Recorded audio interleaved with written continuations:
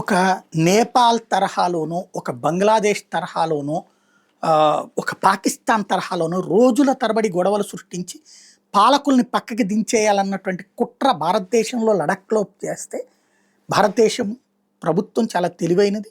సుదీర్ఘకాలపు అనుభవం ఉన్నటువంటి నిపుణులున్నారు. అందుకే లడాక్ వ్యవహారాన్ని అతి వేగంగా కంట్రోల్ చేశారు. మీరు చూడండి, బంగ్లాదేశ్‌లో ప్రారంభమయ్యాక ఆగింది అది.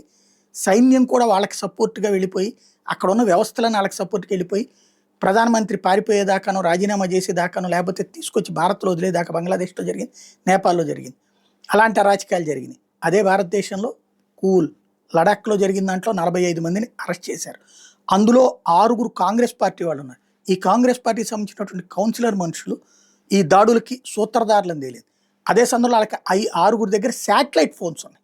శాటిలైట్ ఫోన్స్ అంటే విదేశాల నుండి వాళ్ళకి కమ్యూనికేషన్ వచ్చింది ఎప్పటికప్పుడు ఎలాంటి అరాచకం చేయాలో. బీజేపీ కార్యాలయం మీదన, అట్లాగే హిల్స్ సంస్థకు సంబంధించినటువంటి దాని మీద దాడులు చేయడం వెనకాల ఖచ్చితంగా కుట్ర ఉంది. అందుకని దీని మొత్తానికి కారణమైనటువంటి వాంగ్చున్ గాడి మీదనే ఇప్పుడు సిబిఐ ఇన్వెస్టిగేషన్ ప్రారంభించింది. Students educational and cultural movement of Ladakh పేరుతో తీసుకున్నటువంటి ఎఫ్సిఆర్ఏ లైసెన్సును రద్దు చేసేసింది హోంశాఖ. దీంతో మేమేం వదిలిపెట్టము, ఎక్కడి దాకా అయినా వెళ్తాను అంటూ వాడు చెప్తున్నాడు. 15 రోజుల నుంచి ఎవడూ పట్టించుకోలేదు. విశేషం ఏంటంటే, మొన్నటిదాకా కేంద్రపాలిత ప్రాంతంగా ఉంచమని ఉద్యమాలు జరిగినాయి గతంలో. అప్పుడు కాశ్మీర్లోనే లడక్ పార్ట్గా ఉండేది. మాది సపరేట్గా కేంద్రపాలిత ప్రాంతంగా పెట్టండి అని ఉద్యమాలు జరిగినాయి. చివరికి లడక్ని కేంద్రపాలిత ప్రాంతంగా మార్చుతాం అన్నటువంటి నినాదంతో అక్కడ 2 రాజకీయ పార్టీలు వెలిసినాయి. వాళ్ళు అక్కడ డామినేషన్ పోర్షన్లోకి వచ్చింది. ఓవరాల్గా 3.5 లక్షల జనాభా ఉన్నటువంటి లడఖ్లో అంత రచ్చ జరిగింది. అట్లాంటిది ఇప్పుడు కేంద్రపాలిత ప్రాంతంగా లడఖ్ని చేస్తే, కేంద్రపాలిత ప్రాంతంగా తీసేసి స్టేట్ హోదా ఇవ్వమని ఉద్యమం ఏంటి? అట్లాగే రైలు వద్దని ఉద్యమం ఏంటి? సోలార్ ప్లాంట్ వద్దని ఉద్యమం ఏంటి?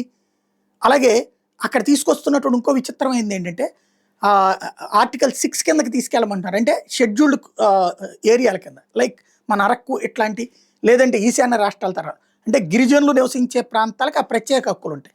లడక్ గిరిజనులు ఎందుకైంది? బౌద్ధులు గిరిజనులు ఎప్పుడయ్యారు? ప్లస్ అక్కడ షియా ముస్లింలు ఉంటారు. 40% పైన ముస్లింలు ఉంటారు. ముస్లింలు గిరిజన తెగల్లోకి ఎట్లా తీసుకొస్తారు?